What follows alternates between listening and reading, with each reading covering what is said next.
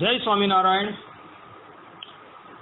નારાયણ મુનિનો સત્સંગ મંડળમાંથી વેદાંતાચાર્ય શાસ્ત્રી રાકેશભાઈ તારીખ 26/5/2019 ને દિવસે આ પ્રવચન કરે છે. આજના પ્રવચનનો વિષય છે શુદ્ધ ઉપાસના. ઉપાસના શબ્દનો અર્થ શું થાય? તો ઉપાસનાની અંદર ઉપસર્ગ છે, એનો અર્થ થાય છે સમીપ, અને આસનનો અર્થ થાય છે બેસવું. કે જેને જાણી, જેનું ભજન કીર્તન કરીને જેની સમીપમાં બેસવું તેને ઉપાસના કહેવામાં આવે છે. આ સીધો સાદો અર્થ છે. ઉદ્ધવ સંપ્રદાયના ગ્રંથોની અંદર તથા બીજા કેટલાય મહાપુરુષોના ગ્રંથોની અંદર ઉપાસનાને જ ભક્તિ કહી છે, સેવા કહી છે. પરંતુ કેટલાક સ્થાનોની અંદર ઉપાસના અને ભક્તિની અંદર સહેજ ફેર બતાવેલો છે. જેમ કે ભગવાન સ્વામિનારાયણ ગઢડાના 40મા વચનામૃતની અંદર પોતે કહી રહ્યા છે કે ઉપાસના કોને કહેવાય? કે ઉપાસના તો તેને કહીએ જે ભગવાનના સ્વરૂપને વિશે સદા સાકારપણાની દ્રઢ નિષ્ઠા હોય ને પોતે જે ભજનનો કરનારો તે બ્રહ્મરૂપ થાય તો પણ તે નિષ્ઠા જાય જ નહીં, અને ગમે તેવા નિરાકાર પ્રતિપાદન કરનારા ગ્રંથને સાંભળે તો પણ ભગવાનના સ્વરૂપને સદા સાકાર જ સમજે, અને શાસ્ત્રની વિશે ગમે તેવી વાત આવે પણ પોતે ભગવાનના સાકાર સ્વરૂપનું જ પ્રતિપાદન કરે, પણ પોતાની ઉપાસનાનું ખંડન થવા દે નહીં. એવી રીતની જેની દ્રઢ સમજણ હોય તેને ઉપાસના વાળો કહેવાય. અહીં ભગવાન સ્વામિનારાયણ સ્પષ્ટ રૂપે કહે છે કે ભગવાનને જે સાકાર સમજવા તેને જ ઉપાસના કહેવાય. અને ભક્તિ કોને કહેવાય તેની વાત કરતા શ્રીજી મહારાજ એ જ ગઢડાના પ્રથમ પ્રકરણના 40મા વચનામૃતમાં કહે છે કે શ્રવણમ કીર્તનમ વિષ્ણુ સ્મરણમ પાદ સેવનમ અર્ચનમ વંદનમ દાસ્યમ શક્યમ આત્મનિવેદમ. એવી રીતે 9 પ્રકારે કરીને ભગવાનને ભજવા તેને ભક્તિ કહે છે. અહીં ભગવાન સ્વામિનારાયણે ઉપાસના અને ભક્તિની અંદર ભેદ બતાવેલો છે. શ્રવણાદિક 9 પ્રકારની જે ભક્તિ, એના દ્વારા જે ભગવાનનું ભજન કરવું એને ભગવાન સ્વામિનારાયણ ભક્તિ કહે છે, અને ભગવાનને સાકાર સમજવા એને ભગવાન સ્વામિનારાયણ ઉપાસના કહે છે. વેદોની ઉપર ઘણા ભાષ્યો થયા છે, ઉપરાંત વેદના જે 6 અંગો છે તેના પર પણ ભાષ્યો થયા છે. વેદોના જે 6 અંગ છે તેની અંદર એક નિઘંટુ નામનું એક વેદનું અંગ છે. એ નિઘંટુની અંદર, નિઘંટુ કોષની અંદર કશ્યપ ઋષિ ભક્તિને જ ઉપાસના અને સેવા કહે છે. સેવા ભક્તિ રૂપાસ્તિ એમ કહી તેઓએ સેવા, ભક્તિ અને ઉપાસનાને પર્યાયવાચી શબ્દ તરીકે કહ્યા છે. અને આ જ વાત રામાનુજાચાર્યએ ગીતા ભાષ્યની અંદર પણ કહી છે. ગીતા ભાષ્યની અંદર રામાનુજાચાર્ય ભજતે, સેવતે, ઉપાસતે એમ કહીને આ 3 શબ્દોને પર્યાયવાચી તરીકે જ કહ્યા છે. એટલે કેટલાક સ્થાનોની ઉપર સેવાને જ ભક્તિ કહી છે, કેટલાક સ્થાનોની ઉપર ઉપાસનાને જ ભક્તિ કહી છે, ને કેટલાક સ્થાનોની ઉપર એ બંનેને ભિન્ન ભિન્ન પણ બતાવેલા છે. વચનામૃતની અંદર મધ્યના 40મા વચનામૃતમાં ભગવાન સ્વામિનારાયણે આ બંનેને ભિન્ન બતાવેલા છે, પરંતુ આ એકને બાદ કરતા બીજા બધા જ સ્થાનોની ઉપર ઉપાસનાને જ ભક્તિ કહી છે. જેમ કે હરિવાક્ય સુધા સિંધુ જે વચનામૃતનું સંસ્કૃત છે એની અંદર સારંગપુરના 17મા વચનામૃતના 35મા શ્લોકની અંદર જે ઉપાસના શબ્દ આવે છે, ઉપાસના શબ્દ સંસ્કૃતમાં તેનો અર્થ રઘુવીરજી મહારાજે સેતુમાલા ટીકાની અંદર સેવા કરેલો છે. આ ઉપરાંત સારંગપુરના 17મા વચનામૃતના 23મા શ્લોકની અંદર ઉપાસના શબ્દ આવે છે, તેનો અર્થ ભક્તિ કરેલો છે. આ ઉપરાંત પંચાળાના બીજા વચનામૃતના 9મા શ્લોકની અંદર જે ભક્તિ શબ્દ આવે છે તેનો અર્થ રઘુવીરજી મહારાજે ઉપાસના કરેલો છે. ગધડા મધ્ય 8મા વચનામૃતની અંદર તૃતીય શ્લોકની અંદર જે ભક્તિ શબ્દ આવે છે તેનો અર્થ રઘુવીરજી મહારાજ ઉપાસના કરે છે. આ ઉપરાંત ગધડાના મધ્યના 18મા વચનામૃતના સંસ્કૃતની અંદર હરિવાક્ય સુધા સિંધુની અંદર ઉપાસના શબ્દ આવે છે તેનો અર્થ રઘુવીરજી મહારાજે સેવા કરેલો છે. ઇત્યાદિ ઘણી જગ્યાએ આ ભક્તિ શબ્દ જે છે, સેવા શબ્દ જે છે, ઉપાસના શબ્દ છે એ બધાને પર્યાયવાચી તરીકે જ ગણેલા છે. અર્થાત કે ભક્તિ, સેવા અને ઉપાસના જે છે એ ત્રણે ત્રણ એક જ પર્યાયવાચિક શબ્દ છે. ભક્તિનો અર્થ કરેલો છે ભગવાન સ્વામિનારાયણે સત્સંગી જીવનના દ્વિતીય પ્રકરણના 51મા અધ્યાયની અંદર ભગવાન સ્વામિનારાયણ પોતે બાલચંદ્ર શેઠને ભક્તિ શબ્દની વ્યાખ્યા કરતા કહે છે કે ભજ ઇત્યેષ ધાતુર્વે સેવાયમ પરિકીર્તિતઃ તસ્માત સેવા બુધૈ પ્રોક્તા ભક્તિ શબ્દેન ભૂયસી. અને અગાડી કહે છે કે સેવા ભક્તિ સમાખ્યાતા જ્ઞાન વાસનાયા કૃતા ઉત્પન્નાયમ તપસ્તસ્યામ સ્નેહ ભાવ સ્વયં ભવેત. આ ઉપરાંત ભગવાન સ્વામિનારાયણ કહે છે ભજ ધાતોસ્તુ સેવાર્થ પ્રેમક્તિન પ્રત્યયસ્ય ચ સ્નેહેન ભગવત સેવા ભક્તિ રિત્યુચ્યતે બુધૈ. અર્થાત કે ભજ ધાતુનો અર્થ થાય છે સેવા અને તીન પ્રત્યયનો અર્થ થાય છે પ્રેમ. પ્રેમ પૂર્વક જે ભગવાનની સેવા કરવી તેને ભક્તિ કહેવામાં આવે છે અને એને ઉપાસના કહેવામાં આવે છે.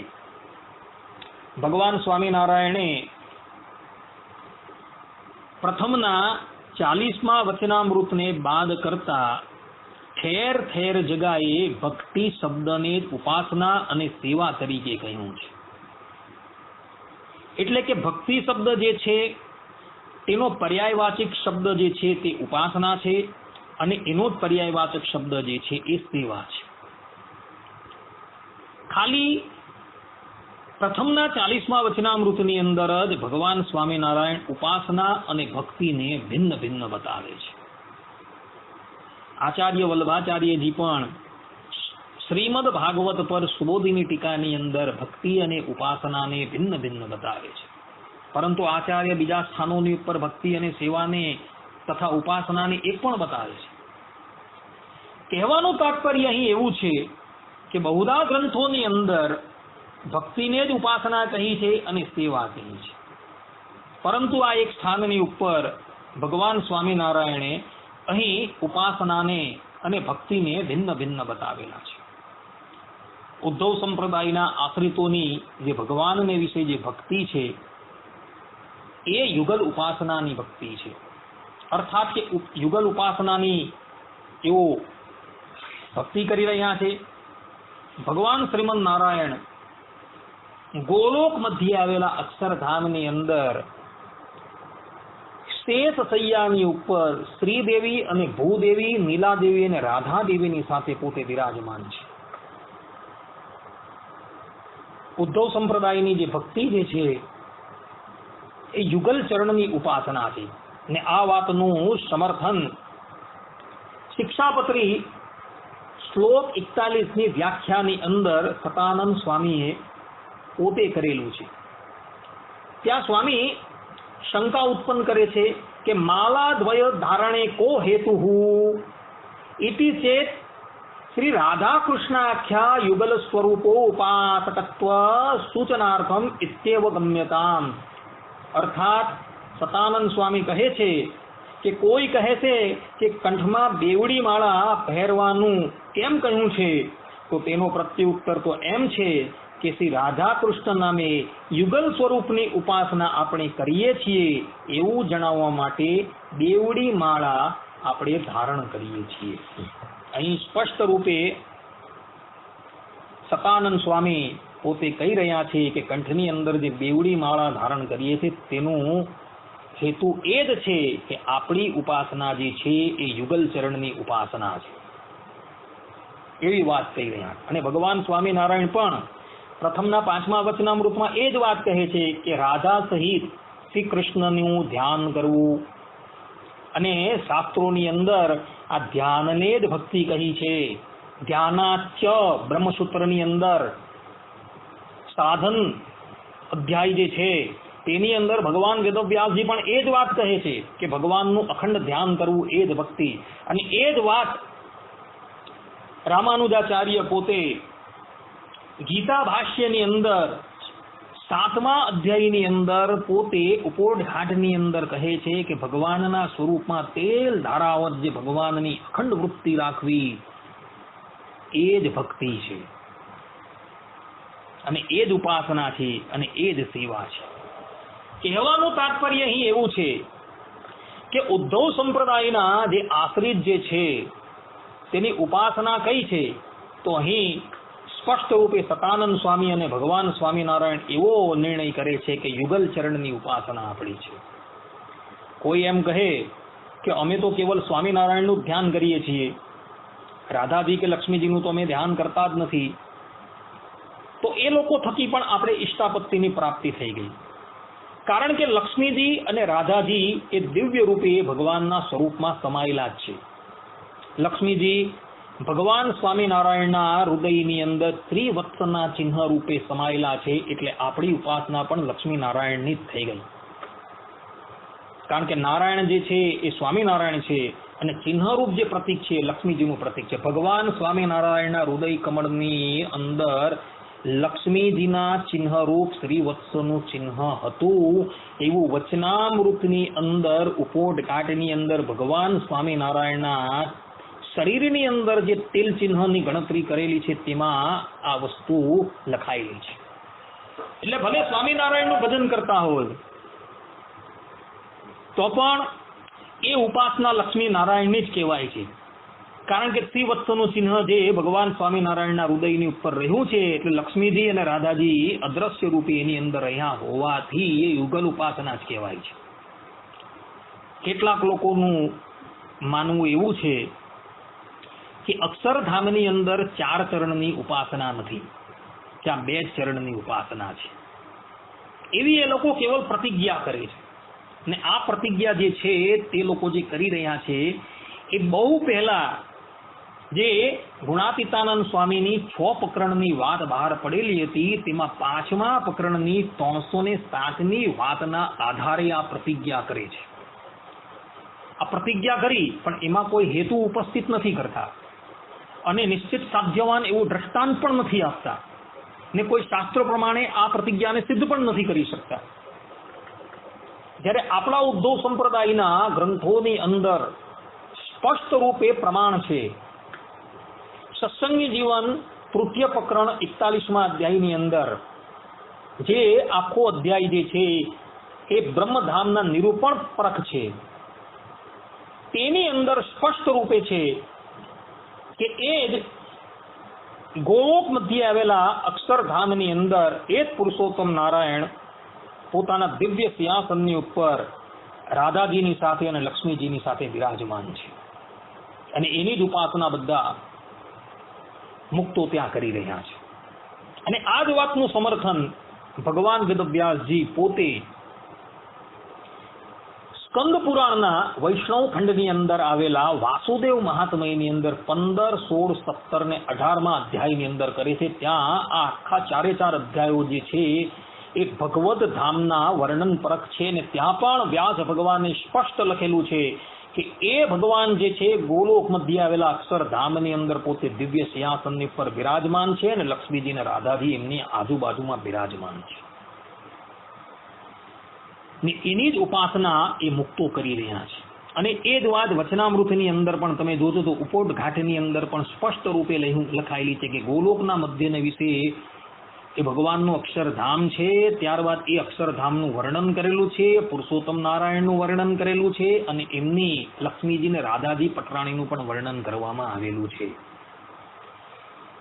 એટલે જે પ્રમાણે અહીં ભૂતલની ઉપર આપણે લક્ષ્મીનારાયણની ઉપાસના કરીએ છીએ, તે જ પ્રમાણે ધામની અંદર પણ આપણે એ યુગલ ચરણની જ ઉપાસના છે. કારણ કે સંપ્રદાયનો આ જ મત જે છે એ વૃદ્ધોએ પ્રમાણ કરેલો છે કેવલ સ્વામિનારાયણનું ધ્યાન કરતા હોવ તો કોઈ વાંધો નથી. લક્ષ્મીજીનું ચિહ્ન જે છે એ ભગવાન સ્વામિનારાયણના હૃદયની ઉપર અખંડ જ રહ્યું છે એટલે લક્ષ્મીનારાયણની જ ઉપાસના કહેવાય છે. અને ભગવાન સ્વામિનારાયણ તો સ્પષ્ટ રૂપે કહે છે, અતત્યાસુ સ્વરૂપેષુ ભેદોજ્ઞેયો ન સર્વથા. શિક્ષાપત્રીની અંદર કહે છે કે ભગવાનના સ્વરૂપની અંદર ભેદ ક્યારેય ન જાણવો. એ જ સ્વામિનારાયણ જ્યારે લક્ષ્મીજીની સાથે હોય ત્યારે લક્ષ્મીનારાયણ કહેવાય છે, રાધાજીની સાથે હોય ત્યારે એ રાધા કૃષ્ણ કહેવાય છે. અને એ જ સ્વામિનારાયણ જે છે એ નરની સાથે હોય છે ત્યારે નરનારાયણ કહેવાય છે. અને બલભદ્ર દેવની સાથે હોય ત્યારે એ બલભદ્રવીર કહેવાય છે. કારણ તો એક જ છે, પરંતુ સેવકને લઈને અને પતરાણીઓને લઈને એ ભિન્ન ભિન્ન નામથી કહેવાય છે. એટલે એના સ્વરૂપની અંદર કોઈ પણ જાતનું ભેદ નથી. એ જ વાતનું સમર્થન ભગવાન સ્વામિનારાયણ લોયાના 11મા વચનામૃતમાં કરે છે. ભગવાન સ્વામિનારાયણ તો સ્પષ્ટ રૂપે કહે છે કે ભગવાનની મૂર્તિમાં કોઈ ભેદ નથી. અને આ જ વાત આધારાનંદ સ્વામી હરિચરિત્રામૃત સાગર 1:75, 1:80 ની અંદર પણ કહે છે કે ભગવાનની મૂર્તિમાં કોઈ ભેદ નથી. ભેદ તો ભક્તોની અલગ અલગ રુચિ, અલગ અલગ સમજણમાં છે. અને આ જ વાત આધારાનંદ સ્વામી હરિચરિત્રામૃત સાગર 26મા પૂરની અંદર દ્વારકાધીશ જે સચ્ચિદાનંદ સ્વામીની સામું પ્રગટ થયા ત્યારે એ દ્વારકાધીશ પોતે સચ્ચિદાનંદ સ્વામીને કહે છે કે અમારા અનંત રૂપ હોવા છતાં અમારી મૂર્તિમાં કોઈ ભેદ નથી. આમ ભગવાન સ્વામિનારાયણ અને એમના બધા જ શિષ્યો જે છે એ એક સ્વરે કહે છે કે ભગવાનની મૂર્તિમાં કોઈ ભેદ નથી. અહીં ચાહે લક્ષ્મીનારાયણની ઉપાસના કોઈ કરતું હોય, કોઈ નરનારાયણની ઉપાસના કરતું હોય, કે કોઈ રાધા કૃષ્ણની ઉપાસના કરતું હોય, એ બધાને અંતે પ્રાપ્તિ તો એ ગોલોક મધ્યે આવેલા અક્ષરધામની જ છે. કારણ કે ભગવાન સ્વામિનારાયણ સત્સંગી જીવનના તૃતીય પ્રકરણના 41મા અધ્યાયની અંદર તથા ભક્ત ચિંતામણીના 159મા પ્રકરણની અંદર નિષ્કુળાનંદ સ્વામી પણ સ્પષ્ટ રૂપે કહે છે કે ભગવાનના અવતારોની ઉપાસના કરનારા જે છે એ લોકો આ જ ગોલોક મધ્યે આવેલા અક્ષરધામની અંદર પોતે પ્રવેશ કરે છે. એટલે આના દ્વારા એ સિદ્ધ થઈ જાય છે કે ભગવાનના અવતારોની ઉપાસના ચાહે નરનારાયણ દેવ હોય, લક્ષ્મીનારાયણ દેવ હોય, કે પછી રાધા કૃષ્ણ હોય, કે પછી એકાકી સ્વામિનારાયણ હરિકૃષ્ણ મહારાજની ઉપાસના કરતા હોય, એ બધા જ જે છે એ છેલ્લે ગોલોક મધ્યે આવેલા અક્ષરધામની અંદર જ જવાના છે. અને એ સ્વરૂપોની અંદર કોઈ ભેદ નથી. હા, કોઈ પતિવ્રતાના ભાવથી ઉપાસના કરતો હોય કે ભાઈ અમે કેવલ સ્વામિનારાયણનું જ ધ્યાન કરીએ છીએ તો કોઈ વાત નથી. એ પણ અંતે આ ગોલોક મધ્યે આવેલા અક્ષરધામની અંદર જ જવાનો છે. ને એ અક્ષરધામની અંદર એ ભગવાન જે છે એ પોતે દિવ્ય સિંહાસનની ઉપર બિરાજમાન થકા મધુર સ્વરે કરીને વેણું વગાડે છે એવું વચનામૃતના ઉपोદઘાટની અંદર લખેલું છે. અને બાજુની અંદર શ્રીદેવી અને રાધાદેવી ભગવાનની બાજુમાં એક જ આસનની ઉપર બિરાજમાન છે. એટલે ભલે અહીં એ કેવલ સ્વામિનારાયણની ઉપાસના કરતો હોય, પરંતુ એની ઉપાસના પણ યુગલ ઉપાસના છે. કારણ કે લક્ષ્મીજી જે છે એ દિવ્ય રૂપે ભગવાનના હૃદયની અંદર ત્રિવત્સના ચિહ્ન રૂપે રહ્યા છે. અને રાધાદેવી જે છે એ પણ દિવ્ય રૂપે ભગવાન શ્રી હરિના અંગમાં જ છે.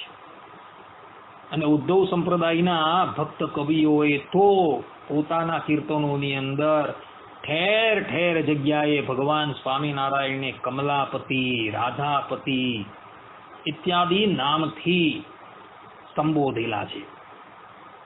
એટલે શુદ્ધ ઉપાસના જે છે એ શુદ્ધ ઉપાસના એટલે શું? તો દિવ્ય અક્ષરધામની અંદર એ ભગવાન જે છે એ સાકાર સ્વરૂપે રહ્યા છે એ ભાવની જે ઉપાસના કરવી એ જ શુદ્ધ ઉપાસના છે. કેટલાક લોકો જે છે એ લોકો એવું કહી રહ્યા છે કે અક્ષરધામની અંદર એક સિંહાસનની ઉપર મૂળ અક્ષર બિરાજમાન છે અને એની બાજુમાં પુરુષોત્તમ બિરાજમાન છે અને એની ઉપાસના કરવાની છે. પરંતુ આ ઉપાસના કશે લખાયેલી નથી. ઉદ્ધવ સંપ્રદાયના મૂળભૂત ગ્રંથોની અંદર આપણે જોઈએ તો અક્ષર પુરુષોત્તમની ઉપાસના કશે લખાઈ નથી. ત્યાં સ્પષ્ટ રૂપે યુગલચરણની ઉપાસના જે લખાઈ છે, અર્થાત કે શિક્ષાપત્રી અર્થદીપિકા ટીકાની અંદર 41મા શ્લોકની અંદર જે યુગલચરણની ઉપાસના લખાઈ છે એ રાધા કૃષ્ણની યુગલચરણની જ ઉપાસનાની વાત થયેલી છે. અને એનું જ સમર્થન ભગવાન સ્વામિનારાયણ પ્રથમના 5મા વચનામૃતમાં કરે છે. એટલે જે લોકો એવું કહે છે કે અક્ષરધામની અંદર એ અક્ષર અને પુરુષોત્તમની આપણે ઉપાસના કરવાની છે, એ વાત સંપૂર્ણપણે ગલત છે.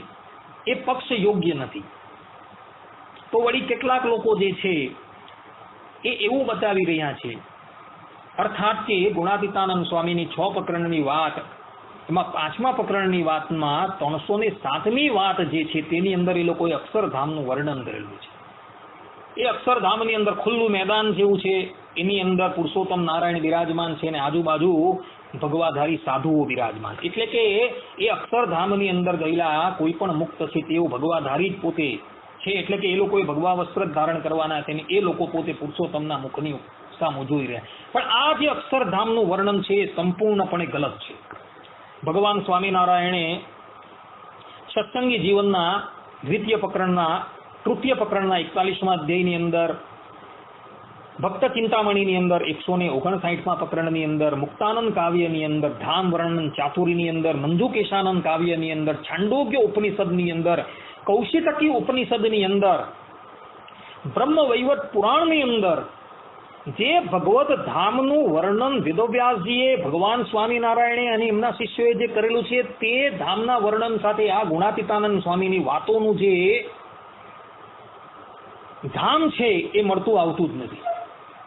એટલે એ જે છે એ કપોળકલ્પિત ધામ છે, શાસ્ત્રો વિરુદ્ધ છે, એટલે અમાન્ય થઈ જાય છે. જે વસ્તુ વેદોની અંદર અને સંપ્રદાયના મૂળભૂત ગ્રંથોથી વિરુદ્ધ જે હોય એ વિરોધાધિકરણ ન્યાય પ્રમાણે અમાન્ય થઈ જાય છે. ઉદ્ધવ સંપ્રદાયના ગ્રંથોની અંદર એ ભગવત ધામનું વર્ણન થયું છે ને એ ધામની અંદર સ્ત્રીઓ પણ બતાવેલી છે, પુરુષો પણ બતાવેલા છે, બધા જ બતાવેલા છે. ને ત્યાં ભગવાન સ્વામિનારાયણ સ્પષ્ટ રૂપે સત્સંગી જીવનના તૃતીય પ્રકરણના 41મા અધ્યાયની અંદર લખે કે અક્ષરધામની અંદર સ્ત્રીઓ છે છતાં પણ પુરુષ અને સ્ત્રીઓને પરસ્પર કામ વિકાર છે જ નહીં, એવું સ્પષ્ટ રૂપે ત્યાં ભગવાન સ્વામિનારાયણ કહી રહ્યા છે. એટલે ધામસ્થ જે છે, ધામસ્થ એટલે કે ધામની અંદર જે સ્ત્રી અને પુરુષો રહ્યા છે તેની અંદર પરસ્પર કોઈ કામ વિકાર છે જ નહીં, એવું ભગવાન સ્વામિનારાયણ સ્વમુખે કહે છે. એ ધામસ્થ મૂળ રૂપ જે છે, જે લક્ષ્મીજી અને રાધાજી એનાથી જે યુક્ત છે, જે યુગલ સ્વરૂપ છે, તેની જ ઉપાસના અક્ષરધામમાં ગયેલા મુક્તોએ કરવાની છે. જેને આ ધામ પસંદ ન આવતું હોય તે લોકો માટે પૃથ્વીની ઉપર એવા ઘણા ધામો બનાવવામાં આવેલા છે.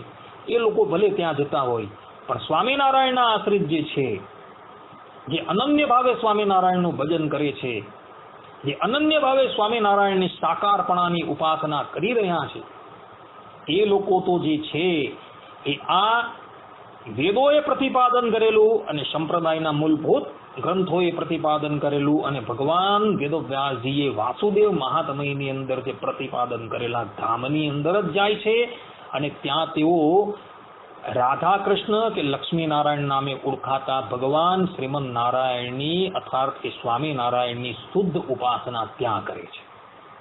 વસ્તુતા એ શુદ્ધ ઉપાસના આ છે.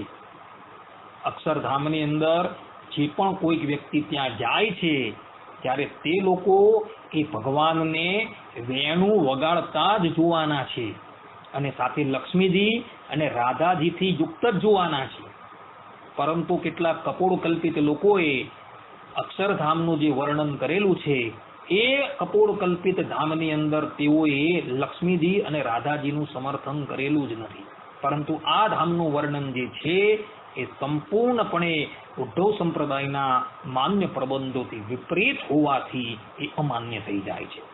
શુદ્ધ ઉપાસના કોને કહેવાય એ સતાનંદ સ્વામીએ શિક્ષાપત્રી અર્થદીપિકાના 41મા શ્લોકની અંદર સ્પષ્ટ રૂપે કહ્યું છે કે રાધા કૃષ્ણની યુગલ ઉપાસના હોવાથી આપણે કંઠની અંદર બેવડી તુલસીની માળાને ધારણ કરીએ છીએ અને તિલક ચાલ્લાની અંદર પણ જે ચંદનનું જે ચિહ્ન આપણે ધારણ કરીએ છીએ એ ભગવાનના ચરણારવિંદરનું પ્રતીક છે, અને વચ્ચે જે બિંદી લાલ કલરની ધારણ કરીએ છીએ એ લક્ષ્મીજી અને રાધાજીનું પ્રતીક છે, અને તે પણ યુગલ ઉપાસના સૂચવી રહી.